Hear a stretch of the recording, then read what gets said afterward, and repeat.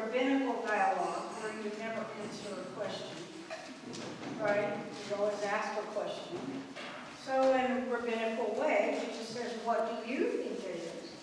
And the lawyer quotes Deuteronomy and Leviticus. Deuteronomy 6:5, Leviticus 19:8. Love the Lord your God with all your heart and with all your soul and with all your mind and with all your strength. And love your neighbor as yourself. Or love your neighbor as yourself. The greatest commandment. In fact, the commandment that we also base our lives of faith on. Related to the commandment Jesus gave us, love one another as I have loved you. All of those together, a central message of Christianity. Now, keeping in mind that this lawyer, we have the word lawyer, and that's not what he is. He's a biblical scholar, a scribe. So think theology professor. And when they say he's testing Jesus, we're not sure what they mean by testing. Could be he's trying to catch Jesus out. That's not clear from the text. Could be he's just talking the way those people talk. Right? The rabbinical dialogue is, hey, what do you think of this? I think of this. What do you think of that? They're not people who are really fun to have for dinner. Right? Because of the way they converse. So that could be what's going on. But Jesus puts it back on him, puts it back on him. It's a hard story to hear, a hard message to get when Jesus goes into the story of the Good Samaritan. For modern ears, very familiar parable, probably the most familiar parable if you believe studies, even among non-Christians. And Luke is doing what we know Luke does, which is tell us some principle of Christian life, and then here comes somebody living it. Over and over Luke does that, and that's what's happening here. But it's hard for us because it just flows off our ear. It just goes away. Now, to tell the truth, that's happened to you in church. Right? Where your mouth starts something and your mind just flutters away and then comes back in at the end. It's like driving to work and not remembering how you got there, right? Our Father who art in heaven, and then you just start thinking until forever and ever, right? Like, it's so familiar that it becomes banal if we don't dig into it. So let's dig. Because it's really a story of our deepest heart, our deepest yearning, and it asks some really hard questions of us. So, the first thing to know in dealing with the parable of the Good Samaritan is it's not a parable in the way that we call a Good Samaritan. If someone stops and helps somebody with a flat tire, they're a Good Samaritan, right? If somebody helps somebody in need, they're being a Good Samaritan. That is not what this is about. This is not about helping people in need. Only marginally. That's not the primary question here. The primary question is, how will you live as a Christian? What choices will you make, and what will inform those choices as you live following Jesus Christ? That's the primary question, and it's hard. We have to leave behind what we think we know. We have to leave behind what we believe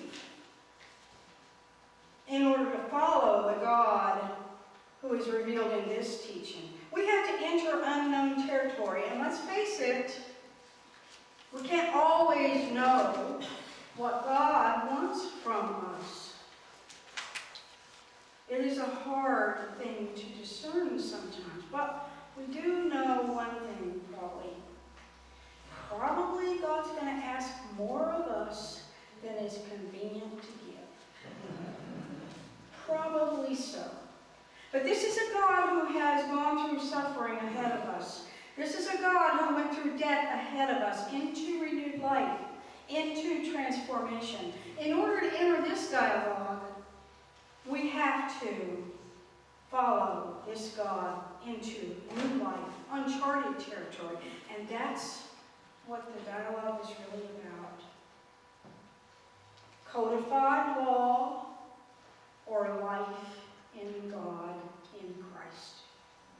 Remember, this is Jesus going to Jerusalem to his death, who's speaking here. Codified law or life in Christ.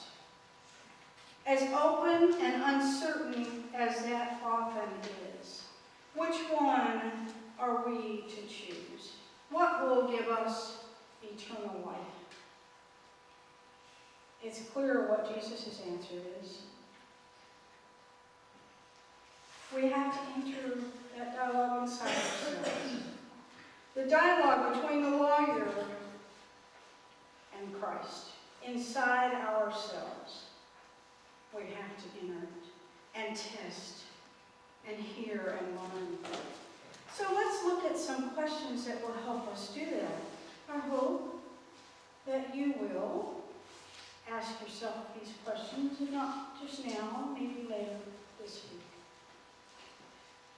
It's a Samaritan who comes walking down the road who helps this wounded man.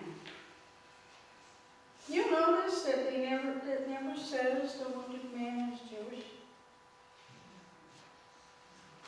A man was walking down the road from Jerusalem to Jericho, and he was set upon by robbers. And a Samaritan helped him. And that's shocking to that audience, because there is deep hereditary enmity to this day between Jews and Samaritans. There are about 400 to 700 Samaritans left, and they are still at odds with the Jewish nation. Where is God? That is their fight. Is God in the temple, or is God out on every hillside? They have different cultures and different theology, although they say they worship the same God, and different scriptures. And there is deep enmity between them. So it's shocking to these people that Jesus uses a Samaritan as the person who is reaching out in kindness. Now, remember, did Samaritans reach out in kindness to Jesus last week? Or was it the week before? When they wouldn't accept him because he was on his way to Jerusalem. So he couldn't stay in that town. So these people know the reality of rejection by Samaritans and the enmity between them and the Jews. Who is a Samaritan to us? That's a question to ask. Who do we hate with a fierce, angry hatred in our lives? Could be someone who abused us. Could be someone who is at odds with how we think the world should work. As a group, who do we hate? As a church? Don't tell me we don't, because we do. So when we put in that place of that word Samaritan, member of Hamas, then what happens? Drunk driver? Criminal? Child molester? Drug dealer? I'm going to go ahead and say it. Democrat, or Republican? What happens when we put those people where that Samaritan is? And the question, Amy Jo Levine is great about articulating this in her book, The Misunderstood Jew. What question we ask ourselves ourselves about that is who we hate the most. Because, you know, we all have little hierarchies of who we hate, right? Who do we hate the most? Who do we hate so much that we would rather die than accept their help?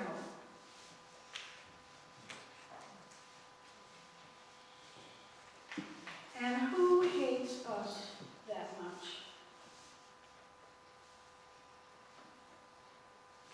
Something to think about.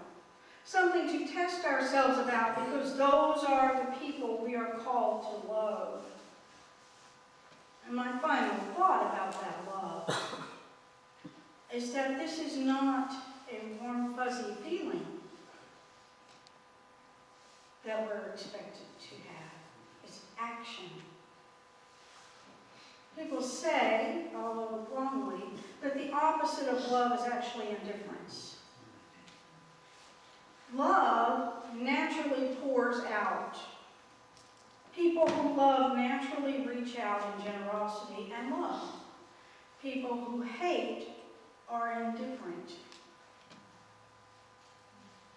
It's the natural state of hatred, just as reaching out is the natural state of love. And so the final question to ask ourselves is, who are we indifferent to? Because that's our hate in action.